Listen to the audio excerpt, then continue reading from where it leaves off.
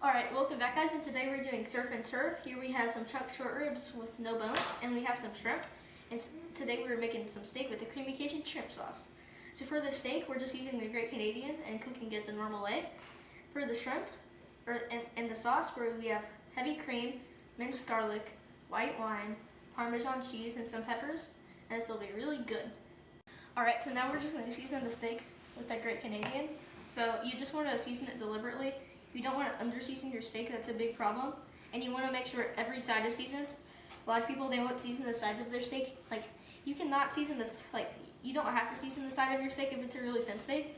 But if you have a steak like above, like, 3/4 of an inch to like an inch, if it's any bigger than that, you want to season both sides of it. So just when you have seasoning, just to roll it around in the seasoning, and that'll be the way you get it on all sides. And that's always. I have a cast iron pan here, and I sprayed it down with some avocado oil, which is always good. And this pan's nice and hot. Now let's put the steaks on. It's gonna be good. Oh, listen to that. So after your steak is done, you just want to put the shrimp in the same pan. And if you're wondering, these are white shrimp. You can also use red or red because they're plumper and taste a lot like lobster, and they're really sweet. So I really like using those too. But right now I'm using these.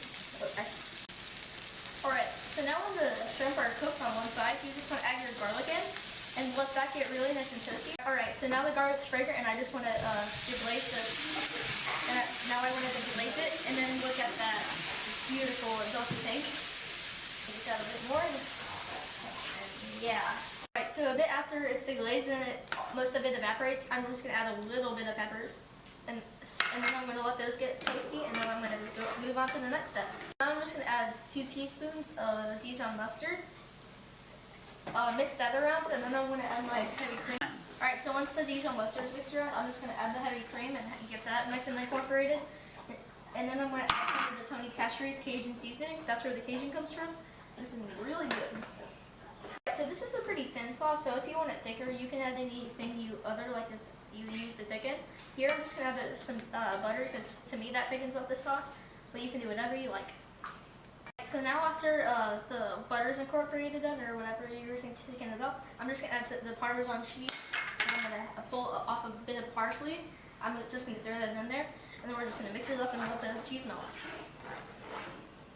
So this looks amazing after I put it up with some shrimp sauce and some parsley. This looks out of this world. I cannot wait to try it. It looks so good. So now I'm just going to cut off the cap of the steak and cut a slice for me. And this is going to be so delicious.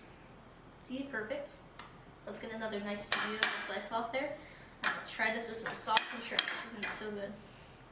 Here I have a bite that looks like the best bite I've ever had in the world. Let's see if it is. Oh. Mmm.